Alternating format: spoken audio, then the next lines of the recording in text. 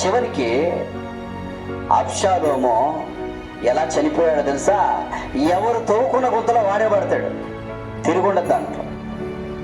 మోసం చేయాలని, దేవుని పని పాడు చేయాలని, దేవునికి వ్యతిరేకంగా పనిచేయాలని, దైవ సేవకుడికి వ్యతిరేకంగా పనిచేయాలని ఎవరు కుట్రలో పన్నినా వాళ్ళంతటా వారే నాశనం అవుతారు. అది తర్వాత ప్రయోజనకరం కనిపించదు.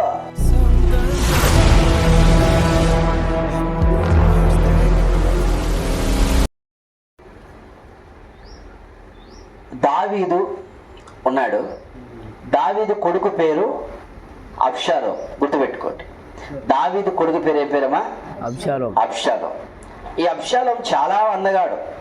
కానీ దేవుని ఏర్పాటు వేరు, మనుషుల ఏర్పాటు వేరు. మానవుల ప్రయత్నం ఎలా ఉంటుందంటే, నేను పైకి రావాలా, నేను కనపడాలా, నేను ఉండాలని ప్రయత్నం ఉంటుంది. దావీదు రాజుగా దేవుడు దావీదుని చేసిన తర్వాత దావీదు జీవితంలో ఈ అబ్షాలోము దావీదు రాజ్యం తీసుకోవడానికి దొంగతనంగా ప్రయత్నం చేస్తున్నాడు. తండ్రి రాజ్యం దోసుకోవడానికి దొంగతనంగా ప్రయత్నం చేస్తా ఉన్నాడు.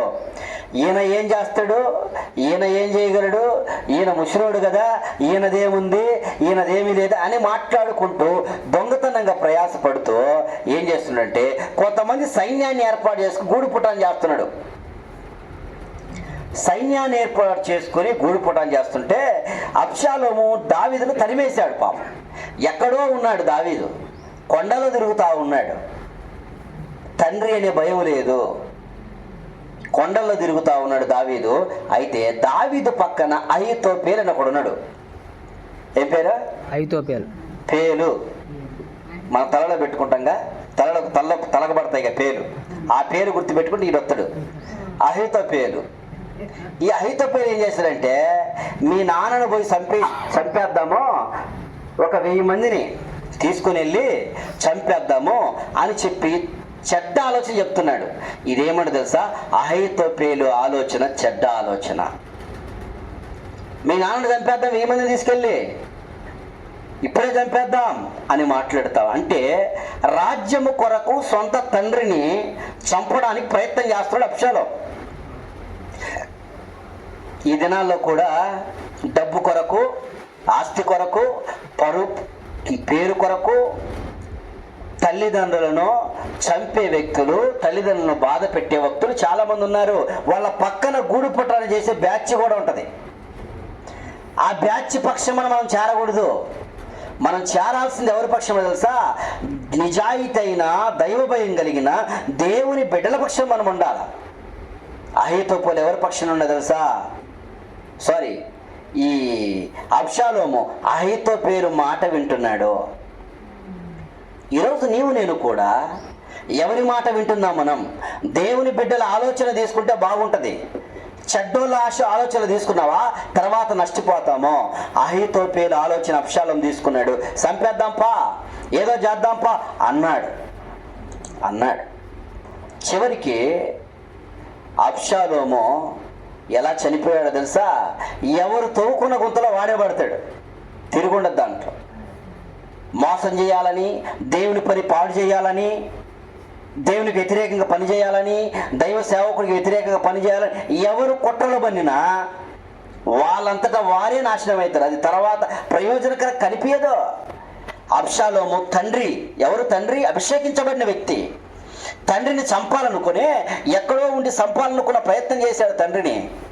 చివరికి అబ్షాలోము తండ్రి కనబడితే చంపేసి నేను రాజ్యం తీసుకుందామనే ప్రయత్నం చేస్తుంటే ఒకరోజు అబ్షాలోము ఇట్లాంటి పెద్ద రహదారి మీద పరిగెత్తుకుంటూ వెళ్తున్నాడు. గుర్రం మీద, గాడిద మీద పరిగెత్తుకుంటూ వెళ్తుంటే ఆ గాడిద పైకి లేస్తా ఎగురుతూ ఉంటే అబ్షాలోము కూడా పైకి ఎగిరాడు.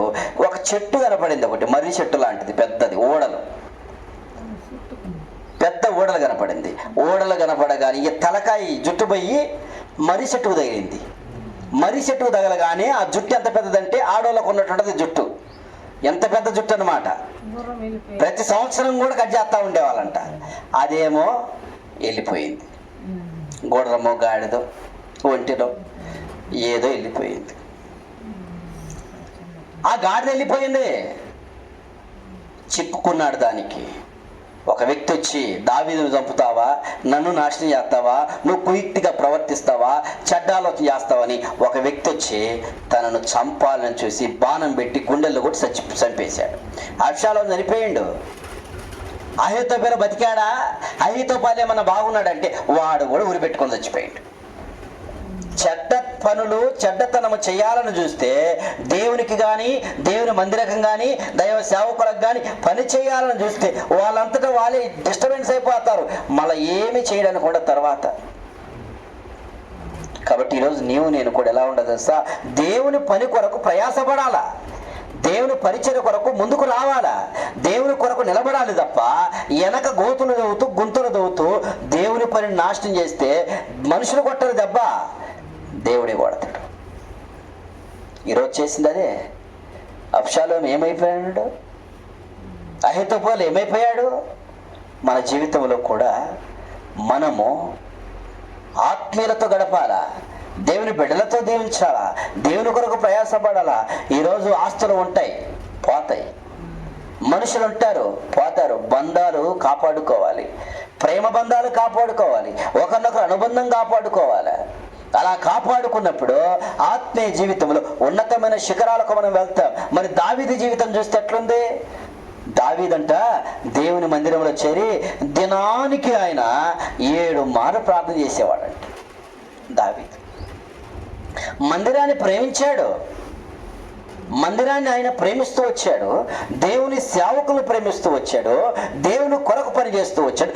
దేవుడు అంటే భయం కలిగి ఉన్నాడు. ఈ దినాల్లో దేవుడు అంటే భయం ఉండట్లా, దేవుడు అంటే భయం ఉండట్లేదు. దేవుడు చూస్తుండగా భయం ఉండాలి మనకి, లేకపోతే మన జీవితము కూడా అబ్షాలోము లాగా మారిపోతాయి. ప్రేమైన సహోదరుడా, జ్ఞాపకం చేసుకో, దావీదు ఎంతగా దావీదుతో దేవుడు అన్నాడు. ఏమన్నాడమ్మా దావీదును దేవుడు? నా హృదయానుసారుడు. మరి ఆ పేరు మనం తెచ్చుకోవాలంటే భారముతో ప్రభు ఎదుట ప్రార్థన చేసుకుండాలి. ఈ కుయుక్తి కార్యాలు చేయకూడదు, కుయుక్తికరమైన పనులు చేయకూడదు, అలాంటి వాళ్ళతో కలవకూడదు, అలాంటి వాళ్ళ మాటలు వినకూడదు. దేవుని కొరకు, దేవుని పరిచయ కొరకు, దేవుని ఆత్మీయుల కొరకు పరిగెడుతూ తిరుగుతూ ఉండాలి తప్ప మనం అలా చేసినమా మన జీవితం నష్టాన్ని చూస్తాం. దావీదు చూడు, తర్వాత దినాలు చూడండి, 17వ అధ్యాయం 23వ వచనం, 2 సమూయేలు 17:23. అహీతోపెలు తాను చెప్పిన ఆలోచన జరగబోడు చూచి గాడిదకు గంత కట్టి ఎక్కి తన ఊరనున్న తన ఇంటికి పోయి